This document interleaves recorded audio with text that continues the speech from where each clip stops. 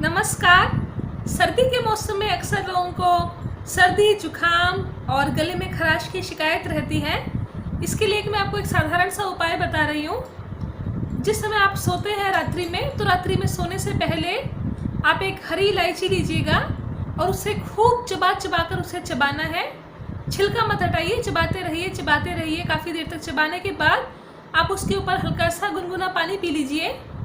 ये एक बहुत अच्छा उपाय है, स्वदेशी उपाय है आपका खांसी, जुखाम और ये जो गले की खराश है इसको दूर रखने के लिए। आशा करती हूँ आप इससे लाभान्वित होंगे। मेरे साथ जुड़े रहिएगा। अभी के लिए विदा चाहूँगी। धन्यवाद।